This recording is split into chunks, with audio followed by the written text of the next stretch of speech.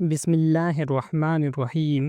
حضرت عثمان بن عفان رضی اللہ عنہ روایت کرتے ہیں کہ رسول اللہ صلی اللہ علیہ وآلہ وسلم نے فرمایا، تم میں سب سے بہتر وہ ہے جو قرآن سیکھے اور دوسروں کو سکھائے۔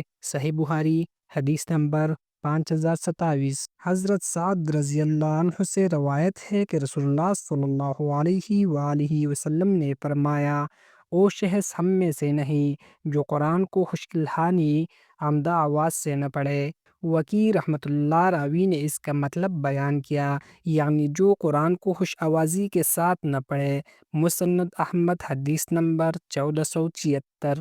ایک اور حدیث حضرت سعد بن ابی وقاص رضی اللہ عنہ سے روایت ہے، نبی کریم صلی اللہ علیہ وآلہ وسلم نے فرمایا، وہ شخص ہم میں سے نہیں جو قرآن کو خوبصورت آواز سے نہ پڑھے۔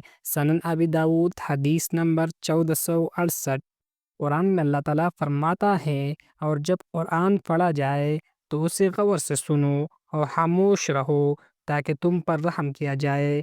الاعراف، آیت نمبر 204۔ مختصر تشریح۔ جو شخص قرآن کی تلاوت کو اہمیت نہیں دیتا، اس کی تلاوت میں خشوع نہیں، وہ دراصل اپنی روحانیت کو خود نقصان پہنچا رہا ہے۔ قرآن سے دوری انسان کو نوری ہدایت سے دور کر دیتی ہے۔ نبی صلی اللہ علیہ وآلہ وسلم نے سخت الفاظ استعمال کیے تاکہ امت کو قرآن سے جڑنے کی ترغیب ملے۔ اگر آپ کو حدیث اور قرآن سننا پسند ہے تو چراغ ایمان چینل کو ضرور سبسکرائب کریں اور اس نیت سے ویڈیو شیئر کریں کہ شاید کسی کے دل میں قرآن کی محبت جاگ جائے، یہ صدقہ جاریہ بن جائے۔